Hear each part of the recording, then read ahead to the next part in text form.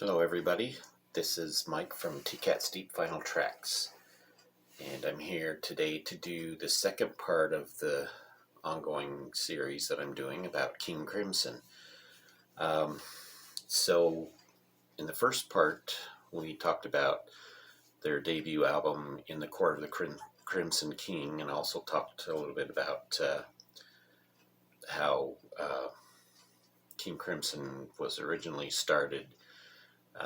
The actual things that got it moving was the project Giles, or actually Giles, and Fripp.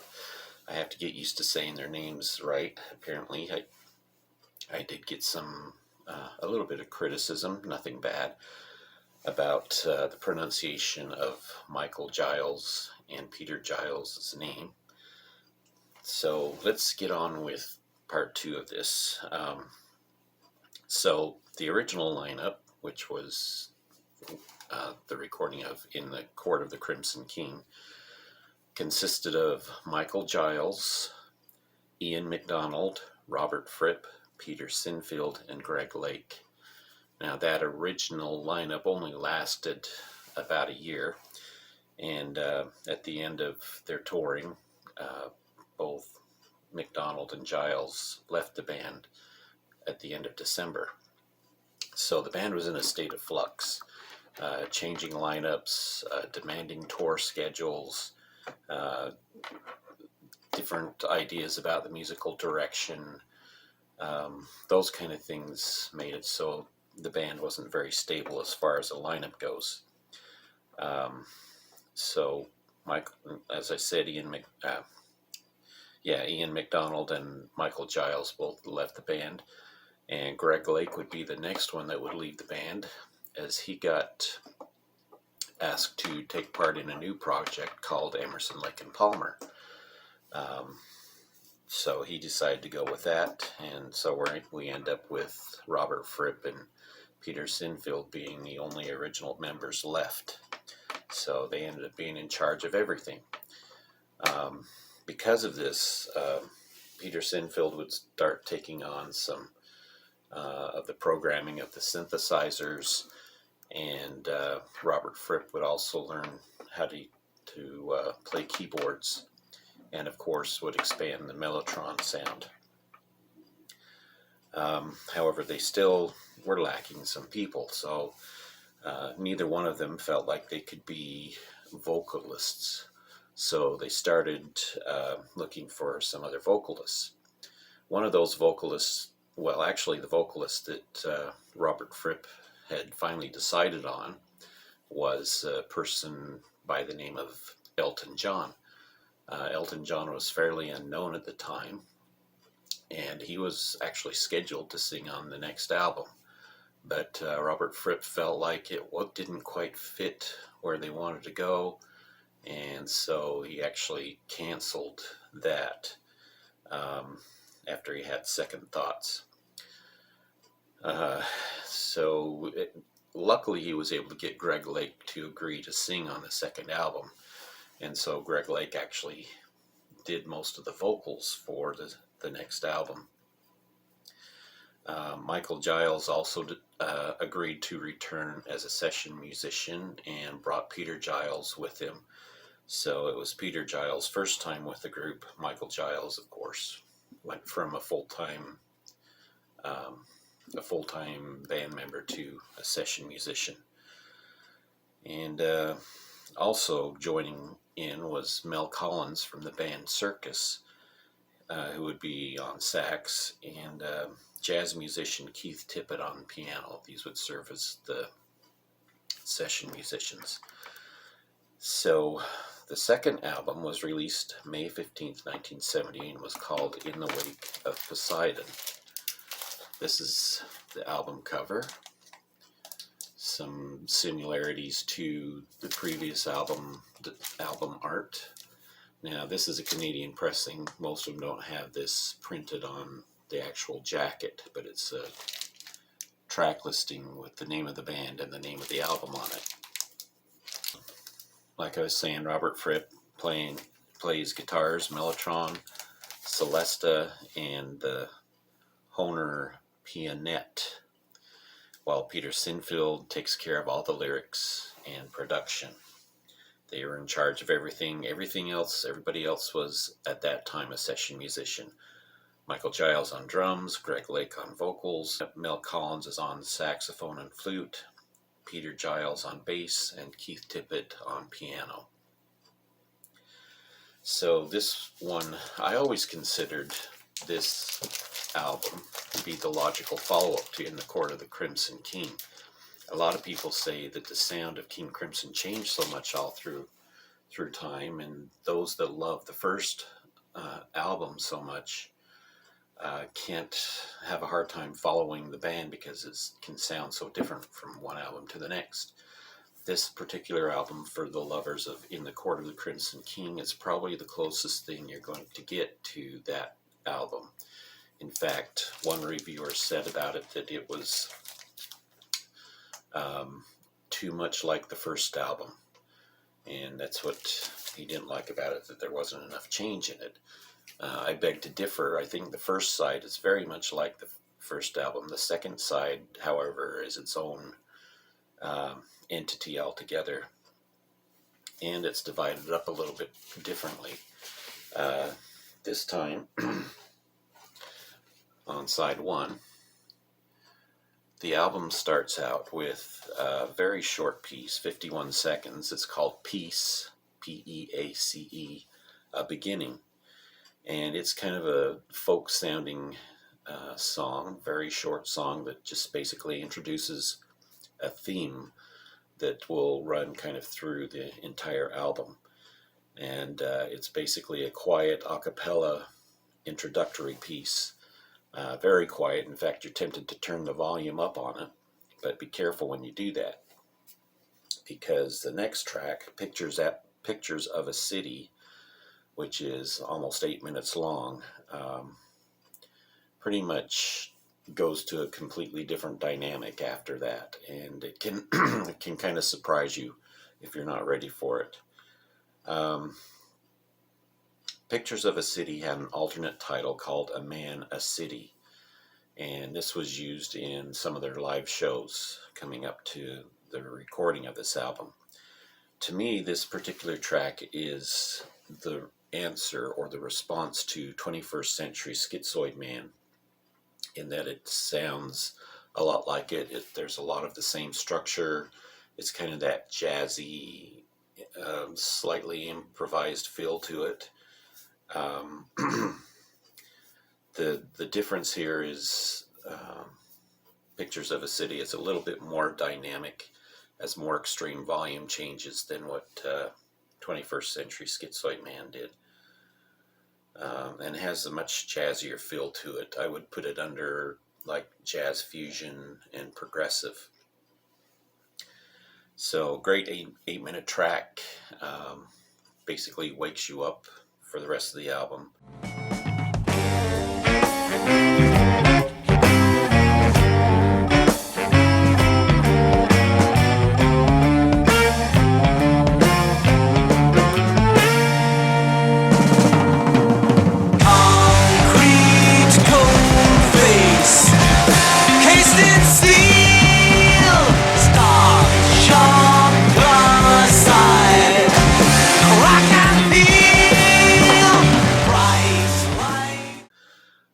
Track number 3 is Cadence and Cascade, and just like on In the Court of the Crimson King, it's more of a folky type track, and basically sounds or has the same feel as I Talk to the Wind.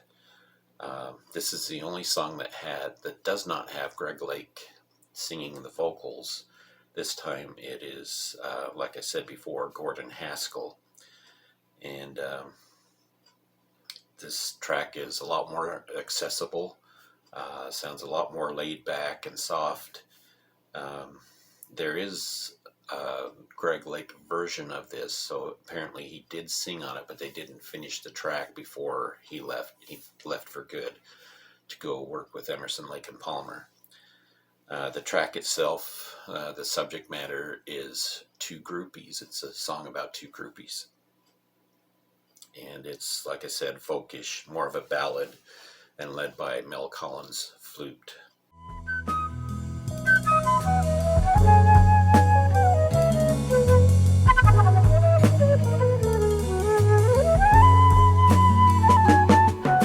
Sad paper courtesan, they knew him just a man.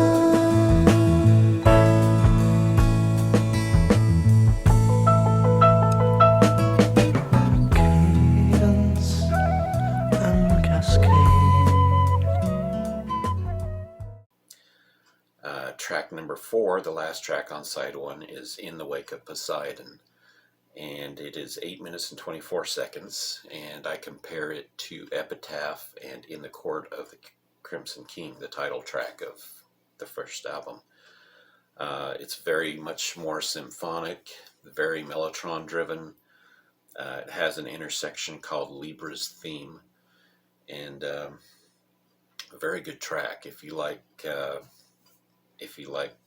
both Epitaph and In the Court of the Crimson King, you'll probably really like this track too.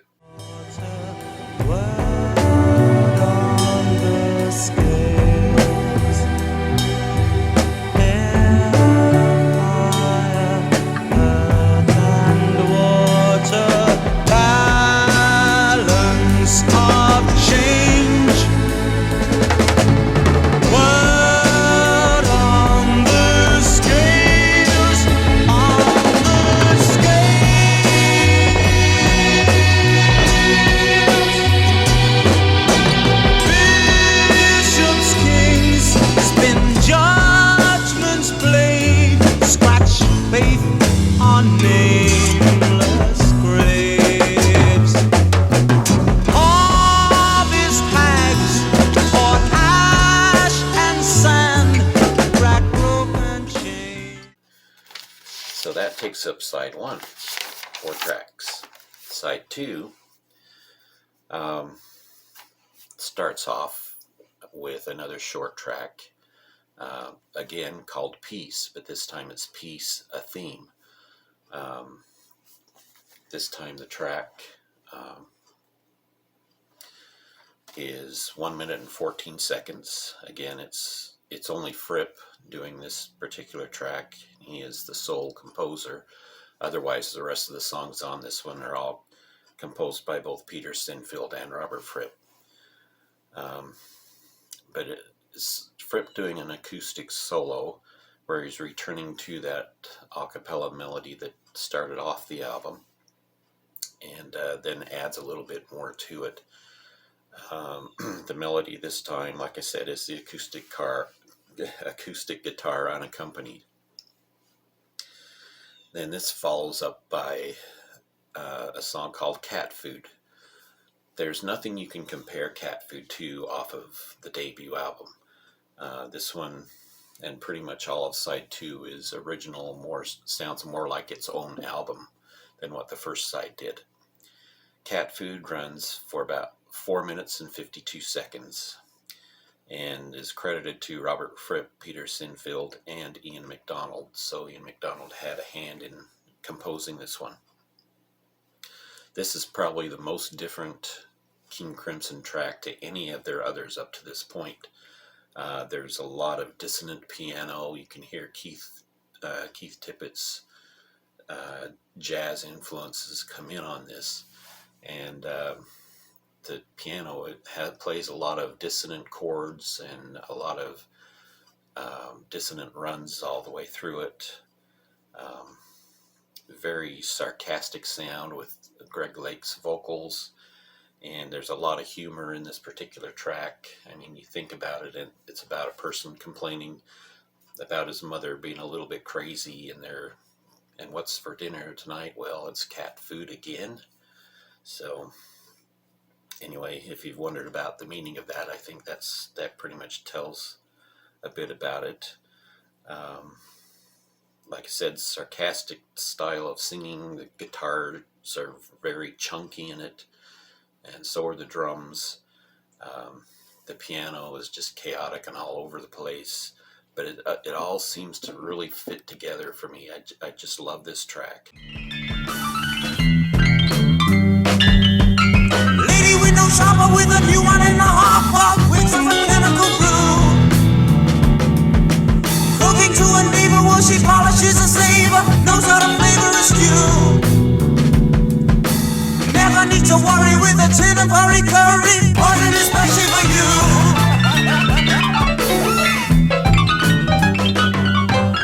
No use to complain if you're caught out in the rain. Your mother's quite insane. Cat food, cat food, cat food again.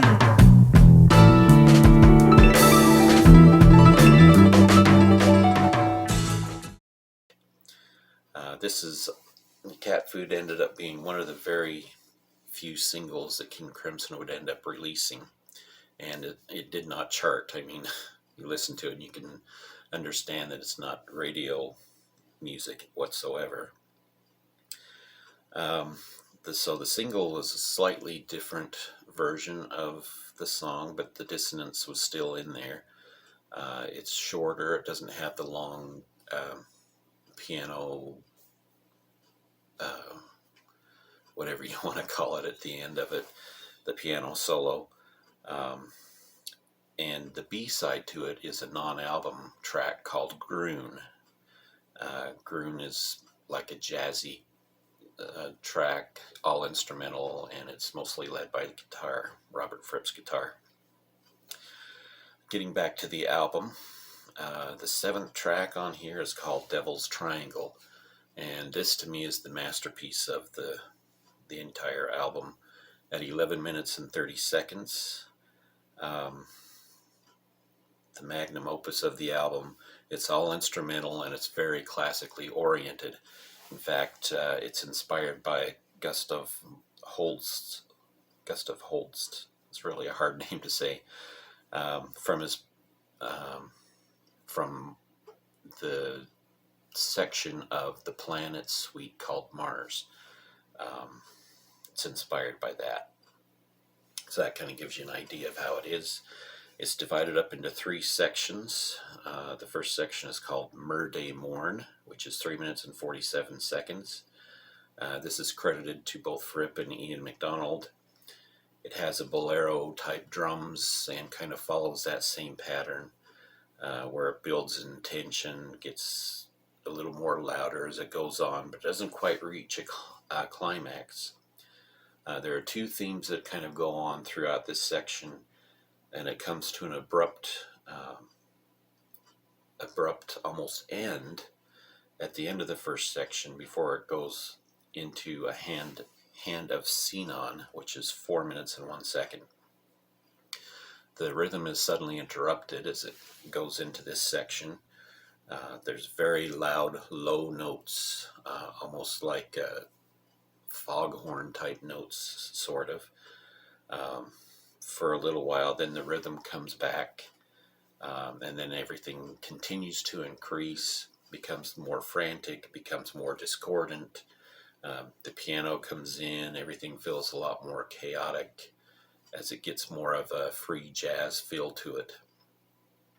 The last section is called Garden of Worm, and it's 3 minutes and 45 seconds, attributed solely to Fripp. All the instruments drop out. You hear some wind effects and some percussive clicks, and it gets kind of quiet for a while. Then all of a sudden the mellotron chords break in, and then all of a sudden all the instruments just fall right back into where they were before. The rhythm is a bit faster at this point, and by the time it gets to the end, it gets rather noisy and quite chaotic. Now, I just love this track. I think it's a masterpiece.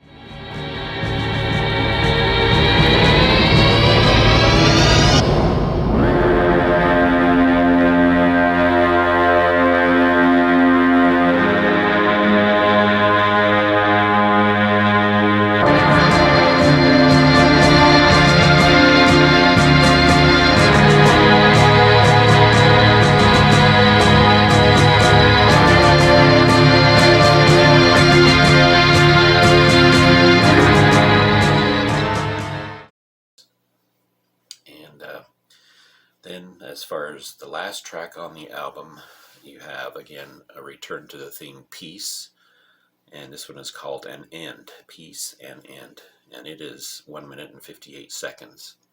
At first, it starts out with a cappella vocals, again singing the same theme that it started out with, but this time you got different lyrics. It sounds more like a complete song almost. Some additional vocals join in along with Greg Lakes. I'm not sure who that is singing that part. I don't see anybody credited for that.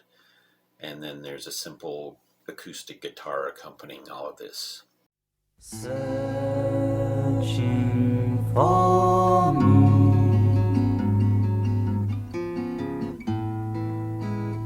You look everywhere except beside you.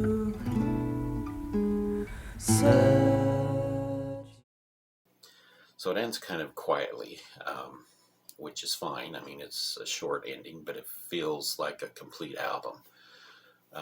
Later versions of the album also added 2 bonus tracks. It added the single version of Cat Food, which ended up being 2 minutes and 47 seconds, and the B-side called Groon, which we talked about already, at 3 minutes and 31 seconds.